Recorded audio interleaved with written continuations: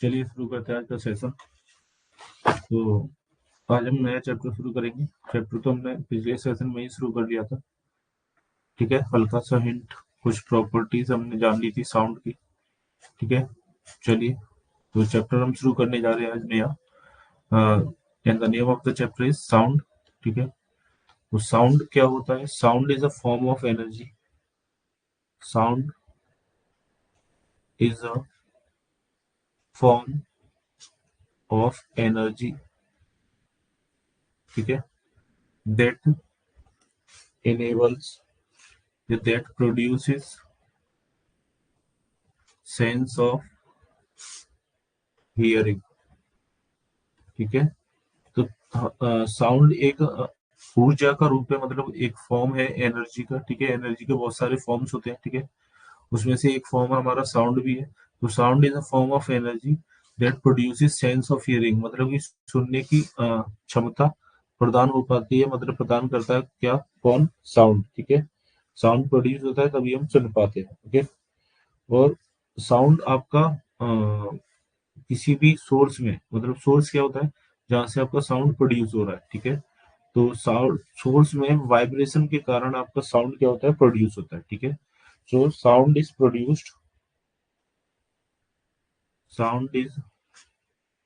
Produced by vibrations in various objects like guitar, like string in the guitar, like string in the guitar.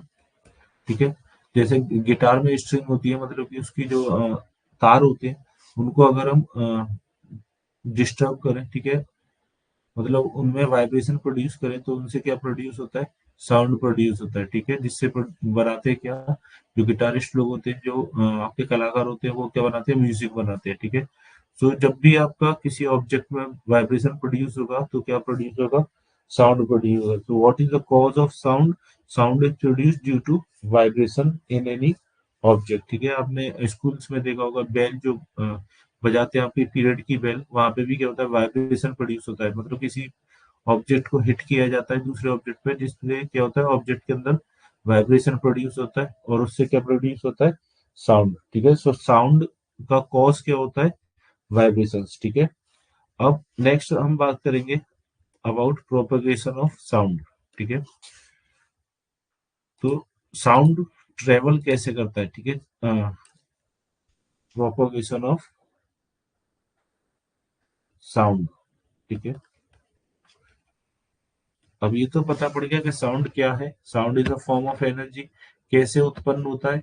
Vibrations किसी भी object में produce करें। ठीक है, किसी भी ऑब्जेक्ट को हम वाइब्रेट करें तो क्या प्रोड्यूस होगा? साउंड प्रोड्यूस होगा। ठीक है, चलिए अब साउंड ट्रेवल कैसे करता है? एक जगह से दूसरी जगह कैसे जाता है? ठीक है, so sound travels in the form of waves. Sound travels in the form of waves. ठीक है, वेव्स के फॉर्म में क्या करता है? साउंड हमारा ट्रेवल करता है। ठीक है, तो वाइब्रेटिंग ऑब्जेक्ट से साउंड निकल के हमारा ऑब्जर्वर या जो भी लिसनर है उसके ईयर्स तक जाता है एक मीडियम के द्वारा। ठीक है, और sound needs sound needs a medium to travel. ठीक है, साउंड को ट्रेवल करने के लिए, एक जगह से दूसरी जगह जाने के लिए एक मीडियम की आवश्यकता होती है। ठीक है, वैक्यूम में साउंड ट्रेवल नहीं करता। ठीक है, sound does not travel in vacuum.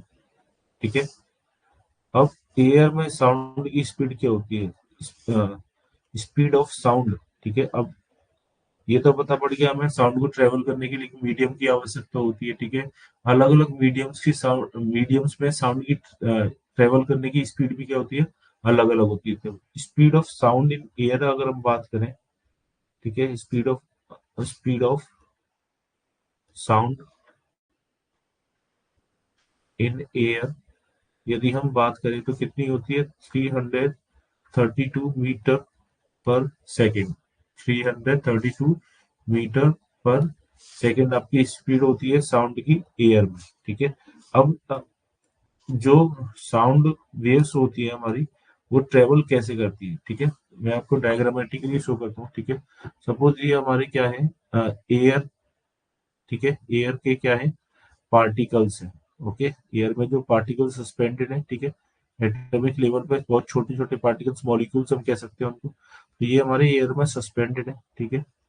अब किसी भी ऑब्जेक्ट में वाइब्रेशन जब प्रोड्यूस होगा, ठीक है, तो ऐसे ही हमारी क्या बनी हुई है, लेयर बनी हुई है, ठीक है, पार्टिकल्स की, ओके। अब किसी भी ऑब्जेक्ट में जब वाइब्रेशन प्रोड्यूस होगा, जैसे मान लो ये हमारा कोई टोंग है, ठीक है। टोंग मतलब चिमटा, ठीक है, जो आपका लेबोरेटरीज में होता है एक्सपेरिमेंट शो करने के लिए कि वाइब्रेशन से क्या प्रोड्यूस होता है, साउंड प्रोड्यूस होता है, ठीक है। तो ये टोंग है हमारा, इसको जब किसी ऑब्जेक्ट पे हिट करेंगे, मारते हैं, इसके ये इसके दोनों आर्म्स को, ये होते हैं इसके आर्म्स, ठीक है। ये क्या कहलाते हैं, इसके दोनों आर्म्स को। तो आर्म्स को जब हिट करते हैं तो इनमें क्या प्रोड्यूस होता है, आपका वाइब्रेशन प्रोड्यूस होता है, ठीक है। ये आपकी आर्म्स क्या करने लगती है, आपकी वाइब्रेट करने लगती है, ठीक है। वाइब्रेशंस की वजह से इनमें क्या प्रोड्यूस होता है, साउंड प्रोड्यूस होता है, ठीक है। तो सपोज हमने क्या किया, इस आर्म को हमने हिट किया, इसकी वजह से क्या प्रोड्यूस हुआ, वाइब्रेशन प्रोड्यूस हुआ, ठीक है। तो वाइब्रेशन आपका कैसे ट्रांसफर होता है एक जगह से दूसरी जगह, साउंड की जो वेव्स होती है वो किस प्रकार ट्रांसफर होती है, इसके बारे में बात करेंगे हम, ठीक है। डायग्रामेटिकली मैं आपको शो करता हूँ। तो ये जो वाइब्रेशन जब आगे मूव करेंगी इस डायरेक्शन में, ठीक है, लेफ्ट टू राइट, तो देखो ये पार्टिकल पे ये वाइब्रेशन एनर्जी ट्रांसफर होगी, बिकॉज साउंड क्या होती है, साउंड वेव से एनर्जी कैरी करती है। तो ये जब पार्टिकल्स से ये वेव्स टकराएंगी तो ये एनर्जी इन पार्टिकल्स को ट्रांसफर हो जाएगी, ठीक है। अब इनकी पार्टिकल्स की वाइब्रेट करने की जो वेलोसिटी थी वो बढ़ जाएगी, ठीक है। पहले जो वाइब्रेट कर रहे थे, ठीक है, एयर के पार्टिकल्स से वाइब्रेट कर रहे हैं, लेकिन अब पहले जिस वेलोसिटी से वाइब्रेट कर रहे थे, अब ज्यादा वेलोसिटी से वाइब्रेट करेंगे, तो ये उनका पास जो वाइब्रेशन का, तो ये नेक्स्ट पार्टिकल को हिट करेंगे, ठीक है। और अपनी जो एक्सेस एनर्जी है, जो एनर्जी इनको वाइब्रेशन से जो वेव्स है, साउंड की वेव्स, उनसे जो एनर्जी प्राप्त हुई है, ये अपने अगले पार्टिकल को ट्रांसफर कर देंगे। इस प्रकार ये पार्टिकल अपने नेक्स्ट पार्टिकल को एनर्जी ट्रांसफर कर देगा, ठीक है। ये पार्टिकल नेक्स्ट पार्टिकल को एनर्जी ट्रांसफर कर देगा, ठीक है। तो देखा जाए तो यहाँ पर पार्टिकल्स का नेट मूवमेंट नहीं होता, ठीक है। पार्टिकल्स अपनी जगह पर ही वाइब्रेट करते हैं, बस क्या करते हैं, अपने नेक्स्ट पार्टिकल को एनर्जी ट्रांसफर कर देते हैं, ठीक है। तो इस प्रकार किसी भी मीडियम में साउंड वेव्स आपकी ट्रेवल करती है, मतलब कि एनर्जी एक पार्टिकल से दूसरी पार्टिकल ट्रांसफर होती है, पार्टिकल्स का मूवमेंट नहीं होता, ठीक है। जस्ट पार्टिकल्स क्या करते हैं, अपने नेक्स्ट पार्टिकल को एनर्जी ट्रांसफर कर देते हैं, ठीक है। तो किसी भी मीडियम में इसीलिए साउंड वेव्स वैक्यूम में ट्रेवल नहीं कर पाती, बिकॉज वैक्यूम क्या होता है, जहाँ पे कोई चीज मौजूद नहीं है, कुछ भी मौजूद नहीं है, तो वहां पार्टिकल्स नहीं होंगे। और sound waves particle to particle energy transfer करने वाली वेव्स है, ठीक है। तो उनको एनर्जी ट्रांसफर करने के लिए पार्टिकल्स की आवश्यकता पड़ती है, ठीक है, जो कि मीडियम में होते हैं। और अगर वैक्यूम है तो वहां पार्टिकल्स नहीं होंगे, ठीक है। चलिए, और इस प्रकार पार्टिकल टू पार्टिकल मूवमेंट करते हुए, जैसे मान लो यहाँ पर हमारा लिसनर है, ठीक है, लिसनर के ईयर से ही, ठीक है, तो लिसनर तक आपका साउंड वेव्स क्या होती है, पहुंच जाती है, ठीक है। पार्टिकल्स टू पार्टिकल ऐसे एनर्जी ट्रांसफर होती है, ठीक है। तो साउंड वेव्स को ट्रेवल करने के लिए सबसे इंपॉर्टेंट क्या है, मीडियम की आवश्यकता होती है, ठीक है। पार्टिकल्स जो साउंड वेव्स होती है वो आपकी लॉन्गिट्यूडिनल वेव्स होती है, ठीक है। Sound waves are longitudinal waves. और लॉन्गिट्यूडिनल वेव्स क्या होती है उसके बारे में हम जानेंगे अभी, ठीक है। बस इतना जान लेना अभी कि साउंड वेव्स क्या होती है, लॉन्गिट्यूडिनल वेव्स होती है, ठीक है। दो प्रकार की वेव्स होती है हमारी, लॉन्गिट्यूडिनल वेव्स और ट्रांसवर्स वेव, ठीक है। तो यहाँ पर देखेंगे आपकी एनर्जी, जो पार्टिकल का मूवमेंट हो रहा है, ठीक है, जिस दिशा में आपकी वेव चल रही है, ठीक है, वेव आपकी चल रही थी इधर की ओर फ्रॉम लेफ्ट टू राइट, ठीक है, ये डायरेक्शन ऑफ वेव है, डायरेक्शन ऑफ साउंड वेव। तो जिस डायरेक्शन में आपकी साउंड वेव चल रही थी उसी डायरेक्शन में क्या है, पार्टिकल्स भी वाइब्रेट हो रहे थे, मतलब कि आप एनर्जी ट्रांसफर कर रहे थे, वाइब्रेट आपकी उसी डायरेक्शन में कर रहे हैं, ठीक है, इस प्रकार लेफ्ट राइट डायरेक्शन में, ठीक है। तो यहाँ पर जो वाइब्रेशन है पार्टिकल्स का वो पैरेलल है डायरेक्शन ऑफ साउंड वेव के, या प्रोपोगेशन ऑफ जो वेव है उसके डायरेक्शन के अगर पैरेलल है तो इस प्रकार की वेव क्या कहलाएगी, लॉन्गिट्यूडनल वेव कहलाएगी। ठीक है, तो नेक्स्ट है हमारा टाइप्स ऑफ वेव्स। ठीक है, अब हम नेक्स्ट पढ़ेंगे टाइप्स ऑफ वेव्स। ठीक है, ये तो हमने जान लिया कि साउंड वेव्स क्या होती है, लॉन्गिट्यूडनल वेव्स होती है। अब हम ये जानेंगे लॉन्गिट्यूडनल वेव्स होती क्या है। ठीक है, टाइप्स ऑफ वेव्स। ठीक है, तो टाइप्स ऑफ वेव्स में हमारी दो प्रकार की वेव्स होती हैं। ठीक है, पहली होती है आपकी लॉन्गिट्यूड ट्रांसवर्स वेव, और दूसरी longitudinal.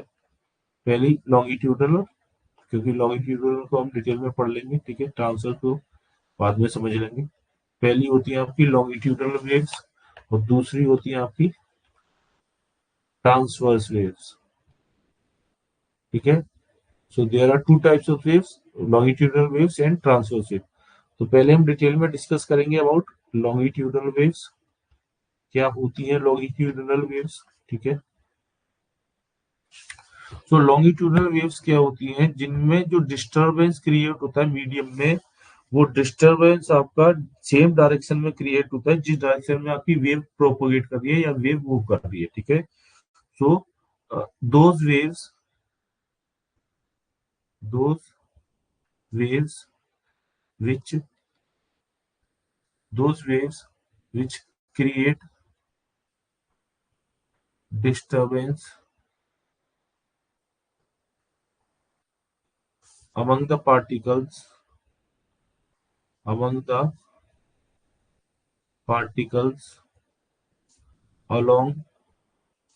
among the particles of the medium along the direction of the propagation propagation मतलब कि मूवमेंट। ठीक है, of the propagation of wave. ठीक है, तो अगर हमारी जो डिस्टरबेंस है पार्टिकल्स में, ठीक है, अगर हमारा जो डिस्टरबेंस पार्टिकल्स में क्रिएट हो रहा है मीडियम के पार्टिकल्स में, वो जिस डायरेक्शन में हमारी वेव चल रही है उसी डायरेक्शन में आपका, मतलब उस डायरेक्शन के पैरेलल, ठीक है, आपका डिस्टरबेंस क्रिएट हो रहा है, तो हमारी ऐसी वेव्स क्या कहलाएंगी, आपकी लॉन्गिट्यूडनल वेव्स कहलाएंगी। ठीक है, तो जैसे कि मान लो ये हमारे पार्टिकल हम यहाँ पे लाइन से शो कर रहे हैं। ठीक है, स्ट्रेट लाइन से शो करूंगा मैं पार्टिकल्स मीडियम के आपकी डेंसिटी को, पार्टिकल्स की डेंसिटी को। ठीक है, तो ये हमारी स्ट्रेट लाइन से ये पार्टिकल की डेंसिटी को शो कर रही है। जहां पर लाइंस आपकी क्लोजर है वहां पर डेंसिटी ऑफ पार्टिकल्स क्या है, ज्यादा है। ठीक है, और जहां पर आपकी लाइंस दूर दूर है वहां पर डेंसिटी ऑफ पार्टिकल्स क्या है, कम है। ठीक है, तो मैं लाइन से शो कर रहा हूँ डेंसिटी ऑफ पार्टिकल्स। तो यहाँ पर हम समझेंगे अब ओके लॉन्गिट्यूडनल वेव्स क्या होती है, और लॉन्गिट्यूडनल वेव्स में मतलब लॉन्गिट्यूडनल वेव्स आपकी किस प्रकार से प्रोपोगेट करती है। ठीक है, अभी समझाया था, एक बार वापस से रिवीजन करेंगे इस टॉपिक का। ठीक है, लॉन्गिट्यूडनल वेव्स किस प्रकार से प्रोपोगेट करती है। ठीक है, वहां पे मैंने पार्टिकल्स की एग्जांपल लेके समझाया था, यहाँ पे मैंने पार्टिकल्स नहीं, पार्टिकल्स की डेंसिटी को मैं स्ट्रेट लाइन से शो कर रहा हूँ। जहाँ पे स्ट्रेट लाइंस पास पास है वहां पर आपकी पार्टिकल्स की डेंसिटी ज्यादा है। ठीक है, और जहां पर स्ट्रेट लाइंस आपकी दूर दूर है वहां पर पार्टिकल की डेंसिटी क्या है, कम है। ठीक है, अभी इनको हम पर्टिकुलर एरियाज को एक टर्म देंगे, एक नाम देंगे। ठीक है, जहां पर आपकी लाइन पास पास है उसको भी एक अलग नाम दिया जाता है। ठीक है, और उस एरिया को एक अलग नाम से जानते हैं, और जहाँ पे लाइन आपकी दूर दूर है उस एरिया को हम अलग नाम से जानेंगे। ठीक है, तो फिलहाल के लिए इतना जान लेना है कि ये लाइंस आपकी क्या रिप्रेजेंट कर रही है, डेंसिटी ऑफ पार्टिकल्स। ठीक है, डेंसिटी ऑफ पार्टिकल्स हम लाइंस से रिप्रेजेंट कर रहे हैं। जहाँ पे लाइन पास पास है वो वहां पर आपकी डेंसिटी अधिक है पार्टिकल्स की, और जहाँ पर आपकी लाइन दूर दूर है वहां पर डेंसिटी क्या है, कम है पार्टिकल्स की। ठीक है, तो ये आपका एरिया जहां पर आपकी डेंसिटी पास पास है, मतलब डेंसिटी अधिक है पार्टिकल्स, ठीक है, लाइंस आपकी पास पास है, वो आपका एरिया कहलाएगा क्रेस्ट। ठीक है, वो आपका एरिया कहलाएगा कंप्रेशन, सॉरी कंप्रेशन, ठीक है। ये एरिया आपका हो गया कंप्रेशन एरिया, ठीक है, सी से रिप्रेजेंट करेंगे। और जहां पर आपकी लाइंस दूर दूर है, ठीक है, ये आपका हो गया आपका रेयर फ्रैक्शन, ठीक है। ये आपका कंप्रेशन, ये आपका रेयर फ्रैक्शन आर से डिनोट करेंगे, ठीक है। फिर ये आपका क्या हो गया, कंप्रेशन सी से डिनोट किया। फिर आपका ये क्या हो गया, रेयर फ्रैक्शन आर से डिनोट किया। फिर आपका ये हो गया कंप्रेशन सी से डिनोट किया, ठीक है। तो वेव्स प्रोपोगेट कैसे करती है, जैसे मान लो ये हमारा टोंग है, ठीक है। अभी जो हमारा एक इंस्ट्रूमेंट हमने दिखाया था, टोंग, चिमटा। तो चिमटा के हमने एक आर्म को जब हिट किया, तो यहाँ पे देखिए ये आपकी आर्म इस प्रकार से वाइब्रेट होगी अपनी पोजीशन से, पोजीशन के इर्द गिर्द ये क्या होगी, वाइब्रेट होगी, ठीक है। इसमें वाइब्रेशंस प्रोड्यूस होंगे, ठीक है। वाइब्रेशंस के कारण क्या होंगे, साउंड वेव प्रोड्यूस होंगे। तो साउंड वेव जब इस प्रकार से हिट करेंगी, ठीक है, तो मान लीजिए जो पहली पार्टिकल से हिट किया, तो यहाँ पे पार्टिकल्स क्या हो जाएंगे, क्लोजर हो जाएंगे। फिर नेक्स्ट वाले पार्टिकल आपके दूर दूर होंगे, फिर ये जब आगे प्रोपोगेट करेगी, वेव आगे जाएगी, ठीक है, तो ये पार्टिकल्स क्या करेंगे, एनर्जी अगले को ट्रांसफर कर देंगे, तो ये दूर दूर हो जाएंगे, फिर ये पास पास हो जाएंगे, ठीक है। तो इनको हम जो ऑल्टरनेट, जो डेंसिटी पार्टिकल्स में जो डेंसिटी का अंतर होता है, ठीक है, उसको हम क्या बोलते हैं, आपका एक जहाँ पर क्लोजर होते हैं, जहाँ पर आपकी जो लाइंस है, ठीक है, जो क्लोजर है, ठीक है, वो आपका क्या शो कर रहा है, वहां पे पार्टिकल्स की डेंसिटी अधिक है, ठीक है। और जहां पर लाइंस दूर है, वहां पर पार्टिकल की डेंसिटी कम है, ठीक है।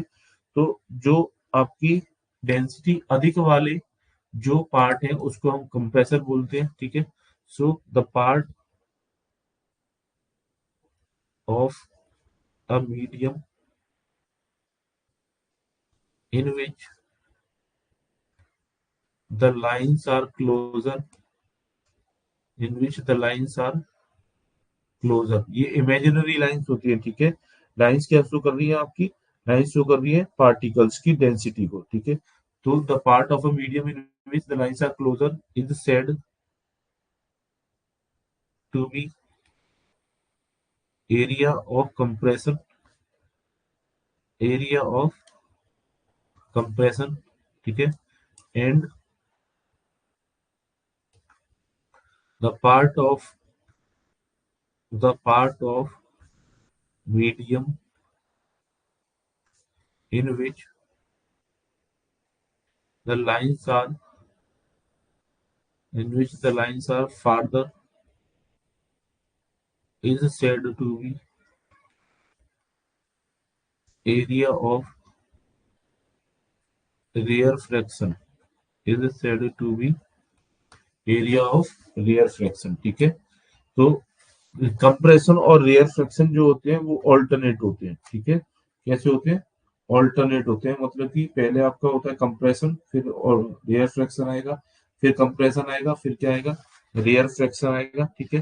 तो इस प्रकार जो वेव्स ट्रेवल करती है, जिनमें जो डिस्टरबेंस होता है, वो आपका पार्टिकल्स का जो डिस्टरबेंस है वो आपकी वेव्स की प्रोपोगेशन की डायरेक्शन में है, तो ऐसी वेव्स आपकी क्या कहलाती है, लॉन्गिट्यूडनल वेव्स। और एग्जाम्पल की बात करें तो sound waves are longitudinal waves, ठीक है।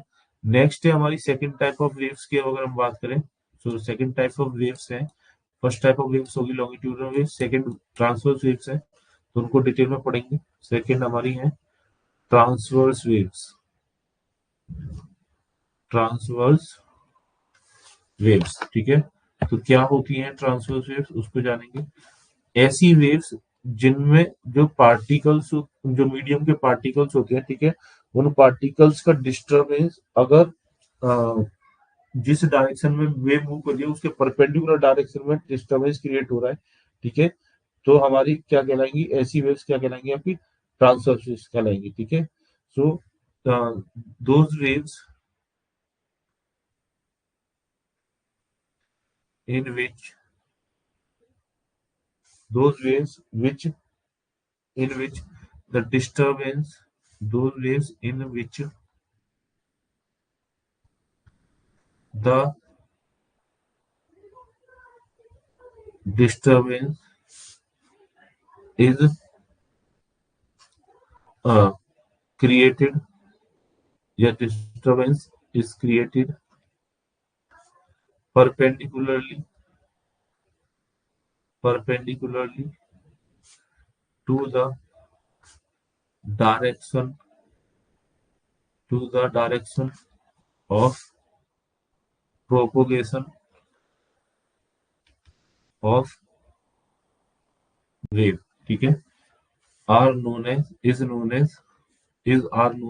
transverse waves, ठीक है, तो प्लूरल यूज करें, propagation of waves are known as transverse waves, ठीक है। तो समझते हैं ट्रांसवर्स वेव क्या होती है। ऐसी वेव्स जिनमें जो डिस्टरबेंस है मीडियम में, वो वो मीडियम मतलब मीडियम के जो पार्टिकल्स है उनका जो डिस्टरबेंस है वो आपका परपेंडिकुलर होता है, मतलब कि जिस डायरेक्शन में आपकी वेव मूव कर रही है उस डायरेक्शन के परपेंडिकुलर अगर पार्टिकल्स क्या हो रहे हैं, डिस्टर्ब हो रहे हैं या आपके वाइब्रेशन कर रहे हैं, ठीक है, तो ऐसा आपका वेव क्या कहलाएगा, आपका ट्रांसवर्स वेव कहलाएगा, ठीक है। जैसे कि मान लेते हैं ये हमारा क्या मीडियम है, ठीक है, ये हमारी पोजीशन है पार्टिकल्स की, ठीक है, ये जीरो पोजीशन होगी, ठीक है, मतलब कि इसके ऊपर जाएंगे वाइब्रेट करेंगे, ठीक है, परपेंडिकुलरली, तो एक बार पार्टिकल ऊपर जाएगा और एक बार क्या होगा, नीचे आएगा, ठीक है। यहाँ पे पार्टिकल्स का मतलब कि जो पार्टिकल्स होते हैं, डिस्टरबेंस होता है पार्टिकल मीडियम के अंदर, वो अप एंड डाउन डिस्टरबेंस होता है, ठीक है, ये हमारा डायरेक्शन शो कर रहा है प्रोपोगेशन ऑफ वेव, ठीक है, ये होगी आपकी direction of propagation of wave, ठीक है। सो लेफ्ट से आपकी राइट की ओर मूव कर रही है, ठीक है, वेव, तो इसमें जो पार्टिकल्स होंगे वो कैसे वाइब्रेट करेंगे, अप एंड डाउन मूवमेंट होगा, एक बार अप जाएंगे, ठीक है, फिर नीचे आएंगे, फिर आपके ऊपर जाएंगे, ठीक है, फिर नीचे आएंगे, इस प्रकार से जो मूवमेंट होता है पार्टिकल्स का perpendicular to the direction of propagation of wave, वो आपका क्या कहलाता है, इस प्रकार की वेव्स जो बनती है वो आपकी क्या कहलाती है, ट्रांसवर्स वेव, ठीक है। इनमें जो टॉप पॉइंट होता है, ठीक है, वो क्या कहलाता है, आपका क्रेस्ट, टॉप पॉइंट क्या कहलाता है, आपका क्रेस्ट कहलाता है, ठीक है, और जो बॉटम पॉइंट होता है वो आपका क्या कहलाता है, ट्रफ, ठीक है। तो जो टॉप पॉइंट है किसी भी ट्रांसवर्स वेव का वो क्या कहलाएगा, मतलब मैक्सिमम हाइट जो अचीव करेगा, ठीक है, वो आपका क्या कहलाएगा, वेव, जो मैक्सिमम हाइट अचीव करता है वो क्या कहलाता है, आपका क्रेस्ट, ठीक है। एंड जो मिनिमम हाइट अचीव करेगा वो, ठीक है, जब मिनिमम डिस्प्लेसमेंट करें, नेगेटिव डिस्प्लेसमेंट, ठीक है, ये आपका ओरिजिन है, ठीक है। तो ये आपका जीरो लाइन है, तो जीरो लाइन से ऊपर पॉजिटिव डिस्प्लेसमेंट अगर हम कंसिडर करें, पॉजिटिव डिस्प्लेसमेंट, ठीक है, काय का पार्टिकल्स का, मीडियम के पार्टिकल्स का, और ये हमारा नेगेटिव डिस्प्लेसमेंट नीचे की ओर, तो पॉजिटिव मैक्सिमम पॉजिटिव डिस्प्लेसमेंट जो होता है वो कहलाता है आपका क्रेस्ट, ठीक है, और जो मिनिमम जो नेगेटिव डिस्प्लेसमेंट होगा नीचे की ओर, जो डिस्प्लेसमेंट होगा वो क्या कहलाएगा, ट्रफ, ठीक है। और ये आपके ऑल्टरनेट होते हैं, पहले क्रेस्ट फिर ट्रफ, फिर आपका क्या आएगा, क्रेस्ट, ठीक है, फिर आपका आएगा ट्रफ, इस प्रकार से ऑल्टरनेट आपके आते हैं क्रेस्ट, एक क्रेस्ट आएगा और एक ट्रफ आएगा, ठीक है। तो यहाँ पे मेन बात क्या है ट्रांसवर्स वेव में, कि ट्रांसवर्स वेव में जो पार्टिकल का मूवमेंट होता है, वो जो अप एंड डाउन मूवमेंट होता है पार्टिकल्स का, वो वेव की प्रोपोगेशन की डायरेक्शन के परपेंडिकुलरली होता है, ठीक है। और लॉन्गिट्यूडनल वेव्स में क्या हो रहा था कि जो पार्टिकल्स वाइब्रेट कर रहे थे वो उसी डायरेक्शन के पैरेलल वाइब्रेट कर रहे थे, लेकिन यहाँ पे क्या होंगे, पार्टिकल्स परपेंडिकुलरली क्या करेंगे, वाइब्रेट करेंगे, जिस डायरेक्शन में हमारी वेव प्रोपोगेट कर रही है उस डायरेक्शन के परपेंडिकुलरली क्या होगा, उनका पार्टिकल्स का मूवमेंट होगा, ठीक है। वाइब्रेशन जो होगा या डिस्टरबेंस जो क्रिएट होगा मीडियम में वो परपेंडिकुलर डिस्टरबेंस होगा, ठीक है, when compare to the direction of propagation of wave, okay. अब यहाँ पे अगर हम डेंसिटी की बात करें, ठीक है, तो मतलब कि जो हमारा साउंड वेव था, ठीक है, तो साउंड वेव में जो डेंसिटी की अगर हम ग्राफ बनाए, ठीक है, तो उसका ग्राफ किस प्रकार से बनेगा, तो नेक्स्ट टॉपिक है हमारा graphical representation of a sound wave. ठीक है, ये तो बात थी हमारी लॉन्गिट्यूडल वेव्स की। ठीक है, अब हम बात करेंगे, नेक्स्ट टॉपिक है हमारा graphical representation of a sound wave. Graphical representation, graphical representation of a sound wave. ठीक है, तो साउंड वेव का ग्राफिकल रिप्रेजेंटेशन क्या है। ठीक है, चलिए उसके लिए एक डायग्राम ड्रॉ करते हैं। ठीक है, तो जब भी साउंड वेव हमारी ट्रेवल करती है एयर में से, ठीक है, एक मीडियम से दूसरे मीडियम या एयर में से, तो वहां पर क्या है, उस मीडियम के जो पार्टिकल्स होते हैं उनकी डेंसिटी क्या हो जाती है, चेंज हो जाती है। ठीक है, तो whenever the sound waves travel through a medium, और मीडियम यहाँ पे एयर कंसीडर कर रहे हैं हम। ठीक है, तो through a medium air, then there is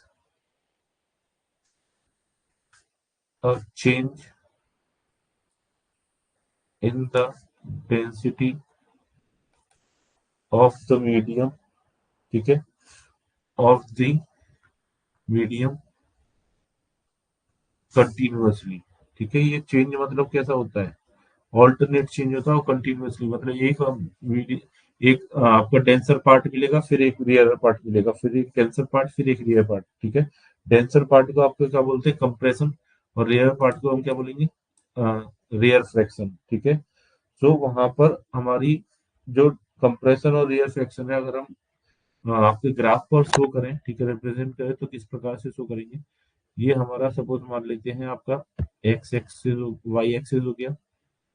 ठीक है, और वाई एक्सिस, और ये हमारा सपोज एक्स एक्सिस हो गया।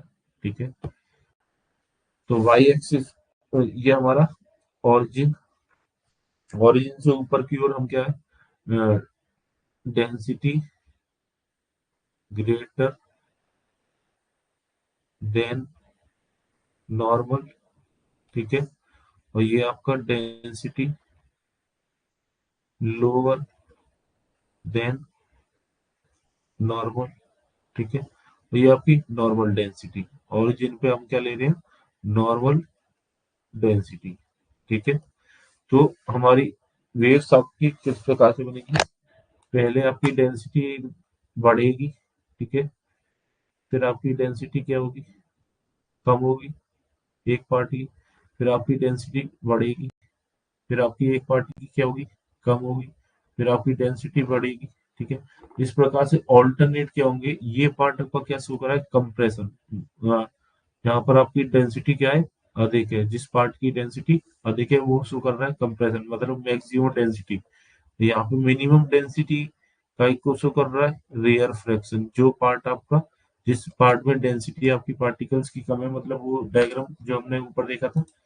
ठीक है, तो लाइन आपकी दूर दूर थी यहाँ पर। ठीक है, तो जहाँ पर लाइन पास पास है वो डेंसिटी ज्यादा वाला एरिया है, वहां पे कंप्रेशन पार्ट है वो, और जहाँ पर लाइन दूर दूर है वो रेयर फ्रैक्शन पार्ट है, वहां पर डेंसिटी कम है। ठीक है, तो यहाँ पर ग्राफ पर ऐसे शो कर सकते हैं हम, जो जो ऊपर की ओर मैक्सिमम हाइट अटेन की है, ठीक है, वो आपकी कंप्रेशन पार्ट शो करेगा। ठीक है, और जो नीचे आपका मिनिमम जो डिस्प्लेसमेंट हुआ है, ठीक है, जो नेगेटिव डिस्प्लेसमेंट है वेव का, ठीक है, या जो ग्राफ का, वो आपका शो करेगा रेयर फ्रैक्शन, मतलब वो पार्ट जहां पर आपकी डेंसिटी कम है। ठीक है, और कंप्रेशन पार्ट कौन सा होता है, जहां पर आपकी डेंसिटी अधिक है। ठीक है, इस प्रकार से हम किसी भी साउंड वेव को रिप्रेजेंट करते हैं, मतलब उसके प्रोपोगेशन को हम रिप्रेजेंट कर सकते हैं। ठीक है, जो नेक्स्ट है हमारे कुछ टर्म्स की बात करेंगे हम हमारे साउंड वेव से रिलेटेड। ठीक है, so terms related to sound waves, terms, some important, some important terms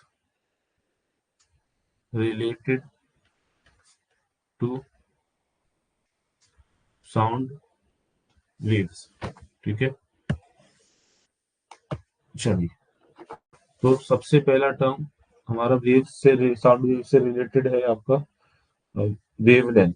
ठीक है, सबसे पहला क्या है, वेवलेंथ। ठीक है, वेवलेंथ क्या होता है, वेवलेंथ की बात करें तो it is the minimum distance covered, it is the minimum distance covered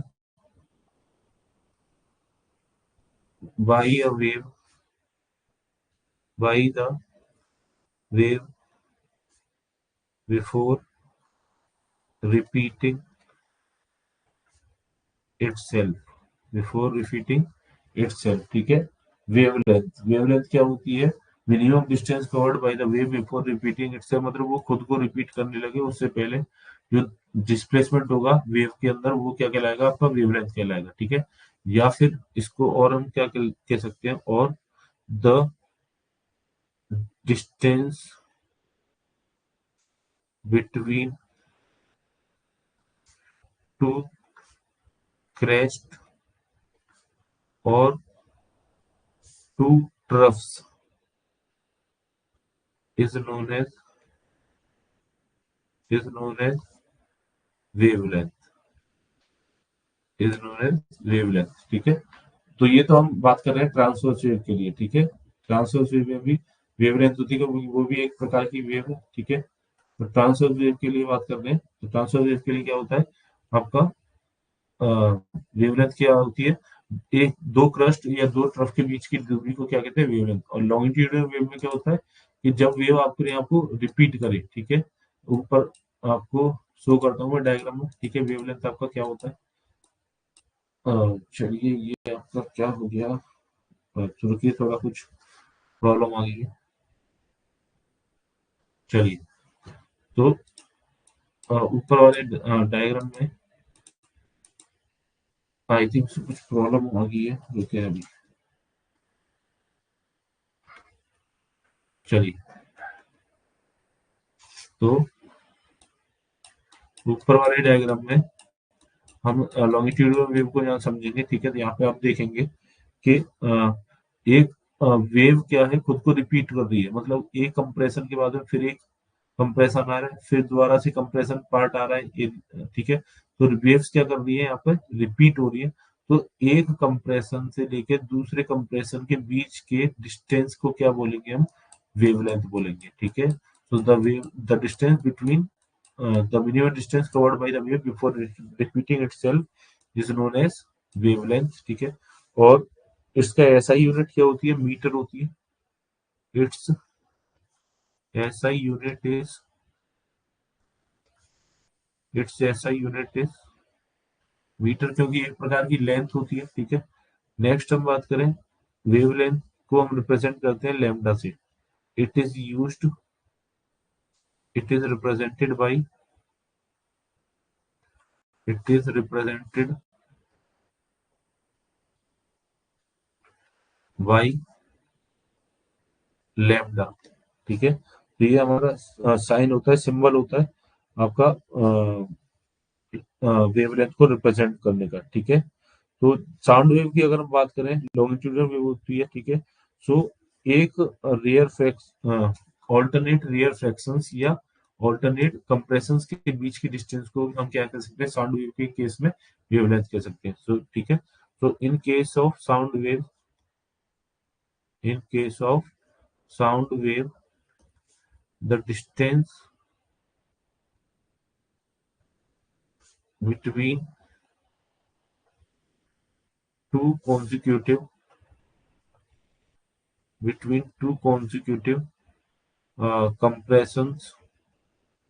compressions or rare fractions between two compressions or rare fractions is known as